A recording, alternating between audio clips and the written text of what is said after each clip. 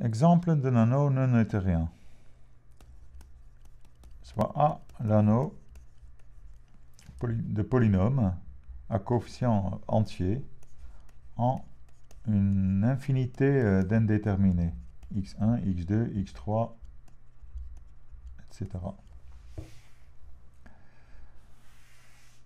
Alors cet anneau, c'est assez clair ce que ça veut dire, mais pour être plus précis, qu'est-ce que c'est exactement pour un entier n?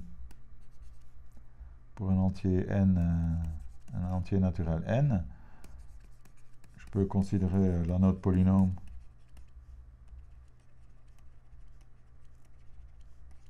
en x1, xn. Évidemment, an est un sous-anneau de an indice plus 1. Et à ce moment-là, A, c'est la réunion croissante des anneaux A indice n, et donc un anneau. Si j'ai un élément de A, forcément, il existe un entier n tel qu'il appartient à n, c'est-à-dire c'est un polynôme en x1, xn à coefficient dans z. Et si j'en ai deux, il y a forcément un n où ils appartiennent tous les deux. Et donc je sais ce que c'est la somme et le produit, etc. Donc c'est clair que A est un anneau. On va démontrer que A n'est pas neutérien. C'est intéressant parce qu'A indice n est neutérien. On l'a vu. Hein, A indice n est neutérien. On va montrer que A n'est pas neutérien.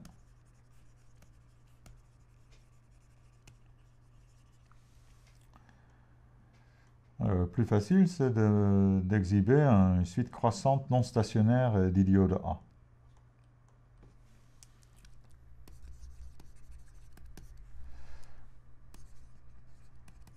Donc je définis un idéal I indice n, je prends l'idéal dans A engendré par x1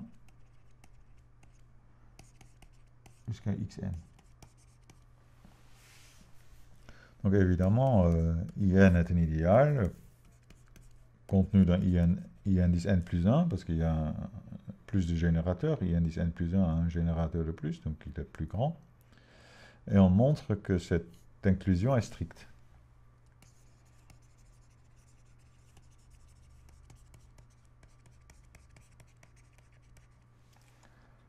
Le plus facile, c'est de construire un morphisme d'anneau de A dans Z qui envoie IN sur 0 et qui envoie I indice n plus 1 sur un sous-ensemble non nul, qui prend une valeur non nulle sur un élément de I indice n plus 1, à savoir X indice n plus 1. Donc je définis F, un morphisme d'anneau de A dans Z. Je peux définir un morphisme d'anneau à partir d'un anneau de polynôme en disant ce qu'il fait sur les indéterminés. Je veux qu'il envoie xi sur 0 si i est différent de n plus 1 et qu'il envoie xn plus 1 sur 1.